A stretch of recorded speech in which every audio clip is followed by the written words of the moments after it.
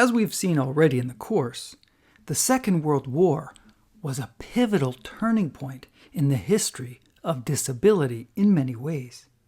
In the development of cross-disability organizations and increased advocacy, particularly with an emphasis on the civil rights of individuals. But we also see in the aftermath of the war another turning point. During the war, in which more than 16 million Americans served, the stress of war strained the mental health of soldiers, and the military invested in psychiatric care in an effort to understand and restore soldiers to health and back to combat. Military clinicians began to develop a diagnostic manual for this purpose, known as Medical 203. Recognizing the gravity of the situation, U.S. President Harry Truman said in 1948, and I quote, "In this World War II, one of the most disgraceful things that came to light was the fact that 33.33% of all the young men who came up for physical examination for the purpose of serving their country were not fit for service, due to either some mental defect or some physical defect." Congress then passed the National Institute for Mental Health Act in 1946, which authorized the Surgeon General to improve the mental health of U.S. citizens through research into the causes and diagnosis and treatment of psychiatric disorders. So the Act created the National Institute for Mental Health, which opened in 1949. And it was founded to discover what was wrong in the nation, to study it, to prevent it, to treat it. So in the post-war era, after years of turmoil and conflict and scarcity, there was a great desire to return to a so-called standard of normality. And this period is sometimes called the Age of Conformity, with a call for pre-war restoration in gender roles and social patterns, and a resistance to anything that was not quote-unquote normal. In an effort to understand how and why people deviated from the norm, the American Psychiatric Association issued its first manual on mental disorders, known as the Diagnostic and Statistical Manual of Mental Disorders, or the DSM, which drew on the military manual from World War II, Medical 203, which was made public in 1948. The DSM-1 was published in 1952, and it detailed 125 diagnostic categories of mental disorders. Now, over time, the DSM was updated, and each time the diagnostic categories expanded. From the 125 categories in the DSM-1 in 1952, the DSM-2, which was published in 1968, included 193 diagnostic categories. The DSM-3, published in 1980, had 292, and the DSM-4 in 1994 had 383. And then the most recent, the DSM-5, published in 2013, has 541. So what was happening? One development over this time was deinstitutionalization of those state institutions, as we've seen already in the course. And the process had some serious problems. For example, existing medications didn't always work well, and that was related to the crudeness of the diagnostic categories.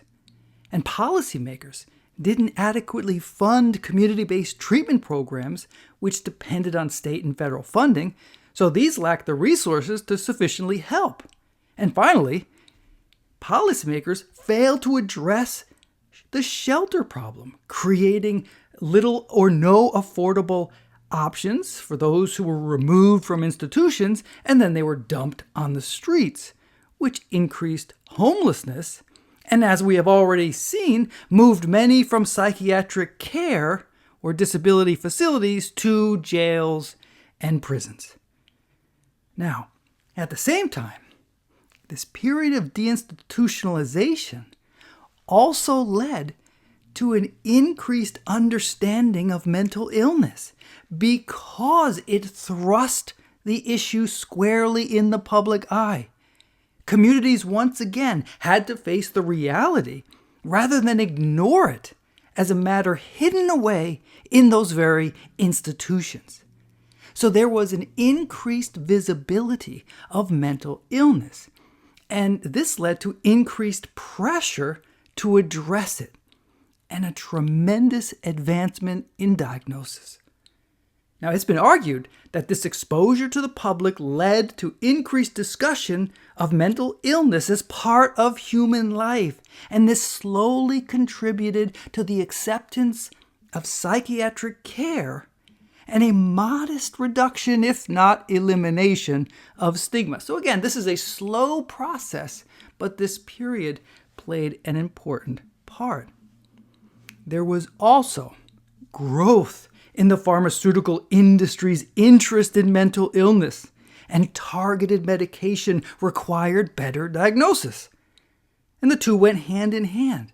An accurate diagnosis and specific medication could be used to treat a particular issue.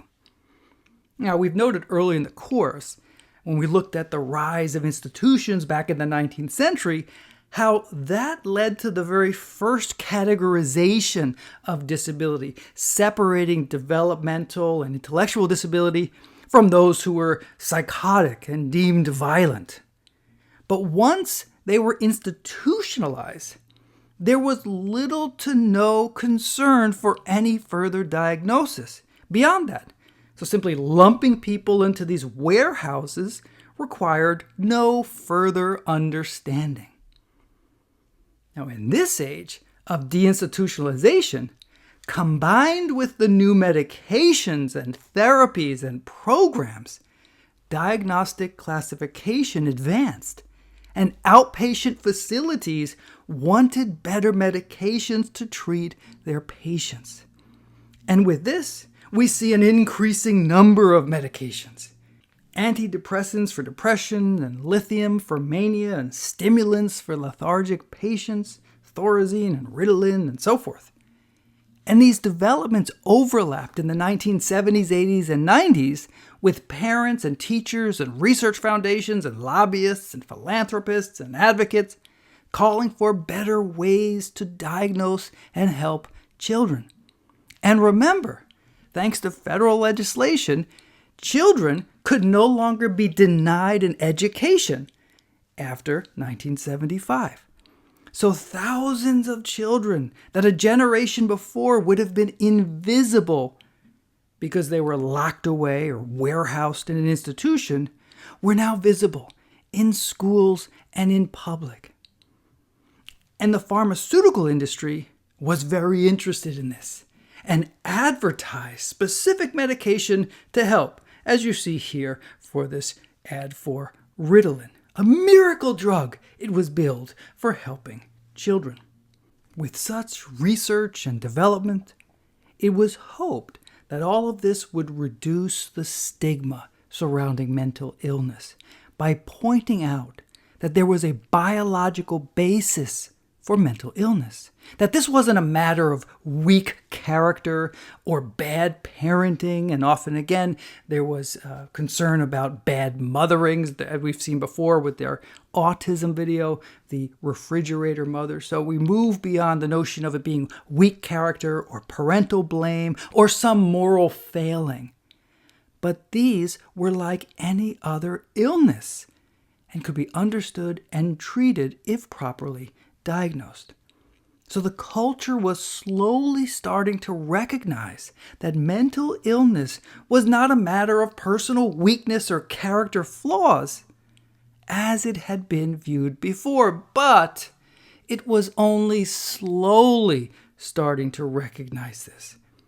For example, in 1973, when President Richard Nixon's vice president, Spiro Agnew, resigned, Nixon appointed Gerald Ford as his replacement. So Ford had to be confirmed by the U.S. Senate. And there, he was interrogated for the allegation that he had once consulted a psychiatrist. And this, at the time, 1973, was still viewed as an unforgivable sin. Ford had to deny that this had happened, declaring, and I quote, "I am disgustingly sane," end quote. And he stated that he only saw the psychiatrist on social calls, not as a patient. So note the worry and the stigma. And movies of the same period reflected images of Vietnam veterans as morally or psychologically damaged. Taxi Driver in 1976, Apocalypse Now in 1979, The Deer Hunter in 1978, and Coming Home also in 1978. At the same time, the women's rights movement was focusing on the psychological impact of domestic violence and child abuse, and clinicians proposed names for these manifestations, including battered women syndrome, rape trauma syndrome, and child abuse syndrome, while veterans were being seen by clinicians who were using terms like Vietnam syndrome and post-Vietnam disorder. And in this mix, the fundamental realization occurred that there was a common thread: the human response to traumatic events. And in 1980, post-traumatic stress disorder was first recognized as a diagnostic category in the DSM-3. This was not a moral failure. This was not a question of weak character. This was a natural human response to brutal and painful traumatic realities.